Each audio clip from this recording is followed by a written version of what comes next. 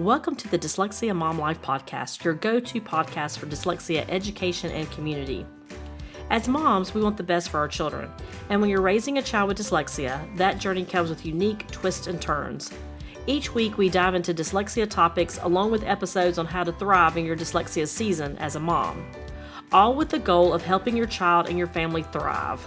Tune in for conversations that will inspire, inform, and connect you with a community that truly understands. You are not alone. We're in this together. Subscribe now and join in the conversation and community. You got this. Hey friend, today we're talking about something we all experience: setting big New Year's resolutions, only to feel guilty when life takes over and they fall to the side.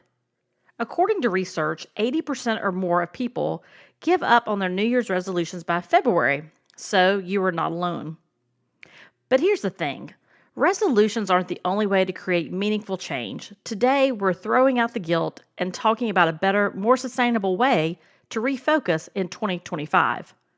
I personally use the Full Focus Planner created by Michael Hyatt. I love it because the planner is divided into quarters, so I have 4 for the year, and I have 4 planners for the year. I get a new planner every quarter, and it gives me a feeling of renewal and energy every time I receive a new planner. And here's something important. The way you approach your goals and challenges doesn't just impact you, it shapes how your child sees goals and their ability to grow. Let's talk about how you can be a powerful role model for your child in a way that's realistic and guilt-free. Grab your favorite beverage of choice, take a deep breath, and let's get started. Let's start with why resolutions fail and why that's okay. I mean, let's be honest. How many of us started January with some really big goals? I'll exercise every day. I'll get organized. I'll finally make time for myself. But then real life happens. Your kids get sick. Work gets busy. We're all exhausted. And suddenly there's big goals. There's really big goals you set feel really impossible. Does that sound familiar? Well, the problem isn't you. It's the all or nothing mindset that resolutions create. When we set rigid goals, we feel like we've failed the moment we slip up. That guilt keeps us stuck instead of moving forward.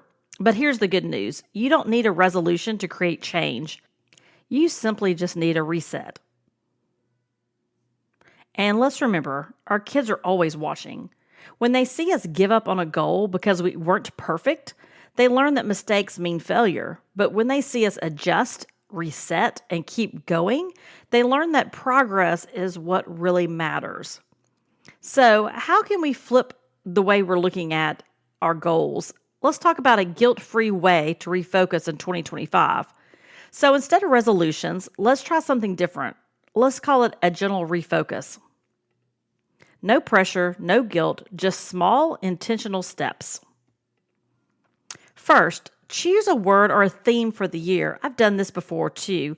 Instead of a strict resolution, you could pick just one word that would guide you. It could be simplicity, patience, balance, joy. There's a number of words. If you do any kind of Google search for word of the year, and yes, it's okay that it's February, it will give you a theme for the year and kind of a mindset shift, if you will.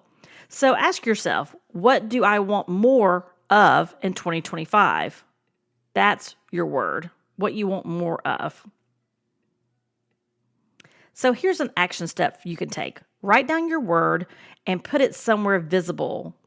And when you think about it, you could put it in a planner that you look at daily. It can be in a journal at the top page, the first page every time you open your journal. It can be on a sticky note that you put on your mirror in your bathroom or your mirror in your car or somewhere that you'll see daily to remind you that that's your word of the year.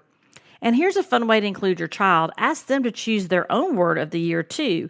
You can do this as a family activity and talk about some small changes that help you live that word every day. The second action step you can take is focus on progress and not perfection. I am definitely a recovering perfectionist. I'm not sure of the recovering piece, but very much a perfectionist. So instead of saying I will work out every day, you could try something like I will move my body in ways that feel good. So instead of setting some really rigid, although I do like measurable goals. So if you say I'm going to walk 30 minutes a day, perhaps you start off saying I'm going to walk every day and not setting a time limit for that. So you meet that goal and then you can adjust from there. Maybe instead of saying, I'll be the most organized mom ever, you could try, I will take small steps to simplify my life. And so what do those look like? So what you would do next in this action step for focusing on progress is you would rewrite one of your goals with a more flexible, forgiving mindset. And remind yourself, your kids don't need to see a perfect mom. They need to see a mom who keeps going, even when things don't go as planned. That's how they learn resilience. And action number 3 to take for a guilt-free way to refocus is start small, only tiny shifts at a time. Big goals can feel overwhelming, but small steps add up. And I talk about this in other podcasts too as it relates to dyslexia and taking those small steps with your children. But when you think about things for yourself, the same way, these small steps add up over time. So think about it like this. If you want to read more, then you could start by 5 minutes before bed. If you want more self-care, you could schedule 1 10-minute break for just you throughout your day. So pick one tiny habit that you can start this week. And if you're thinking, but I don't have time, I want you to imagine your child watching you. Do you want them to believe that taking care of themselves isn't a priority? Or do you want them to see that even moms deserve rest, fun, and personal growth?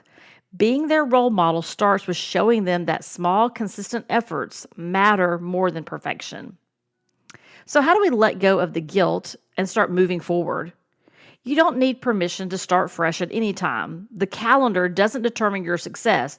Your daily choices do. Give yourself grace and remember, small, consistent actions lead to big change. Instead of looking back at what didn't happen, focus on what's possible next.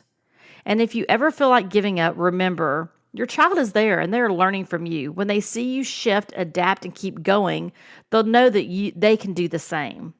Okay, so are you ready for some homework? What you're going to do is 2 things. You're going to choose your word or theme for the year, and you're going to also decide on one small goal, one tiny habit that you can start this week. And like I said earlier, it could be getting to bed 5 minutes earlier each night. You're going to start small, and then you'll get momentum over time. And, one of the things you can do too that's very helpful is find you an accountability partner. So according to studies and research, they say that when you have an accountability partner, it significantly increases your chances of achieving a goal. It also suggests that it's around 65% of people are more likely to complete a goal if you commit to doing that to someone else.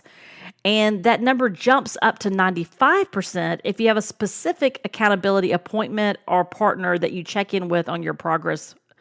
Could be weekly, daily, however that looks. In my weekly deep dive moms group, we set a weekly goal and we check with each other throughout the week to support each other and hold each other accountable. Our coach, Kim Anderson, knows the value of having accountability partners, and she encourages us to check on each other throughout the week. I bet there is someone in your life who also needs a little accountability to meet her goal.